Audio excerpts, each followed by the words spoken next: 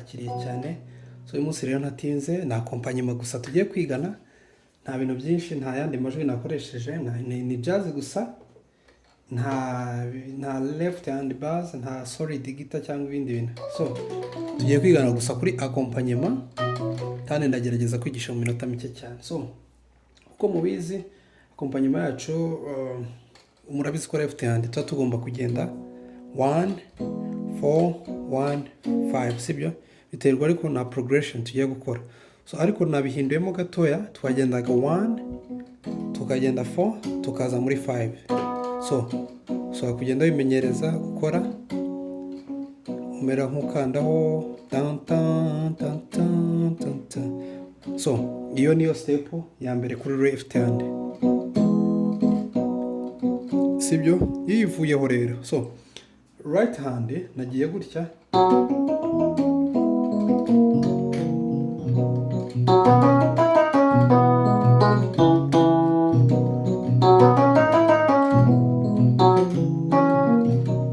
sibyo?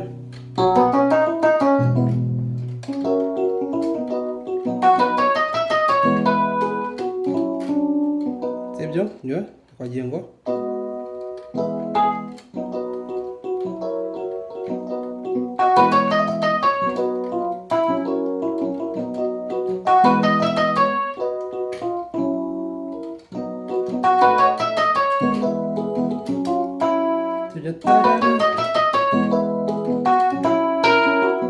sibyo?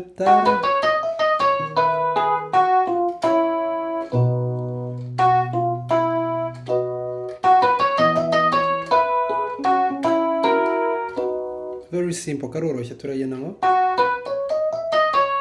ngo ndimo ndagenda 5 1 2 3 kugera muri 4, ahita nza muri 5, sibyo? Haza muri 5 ariko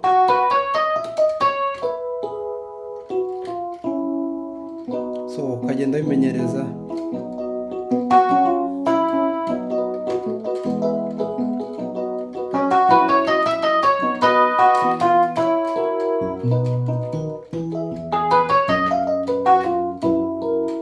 So akandi kantu ni ukwimenyereza.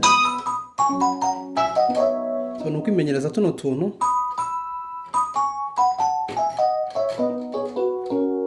Sibyo?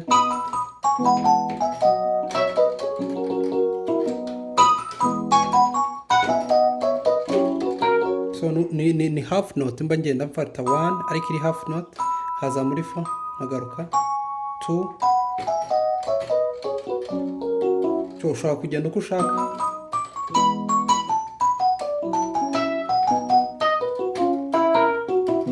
So biterwa nuko wowe wiyumvamo, sibyo?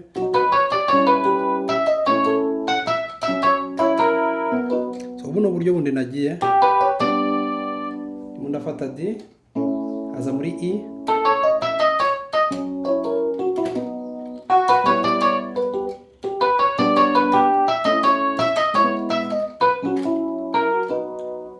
uza muri E ukaza muri 4 ujya muri 5 1, sibyo?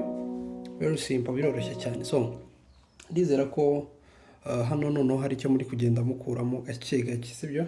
Ubu ngubu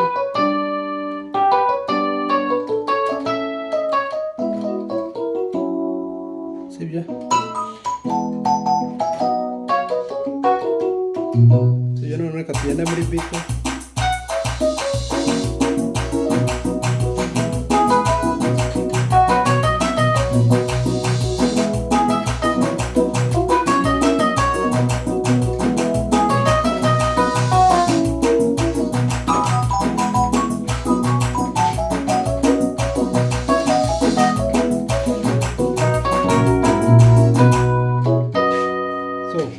Ushaka kwitongeraho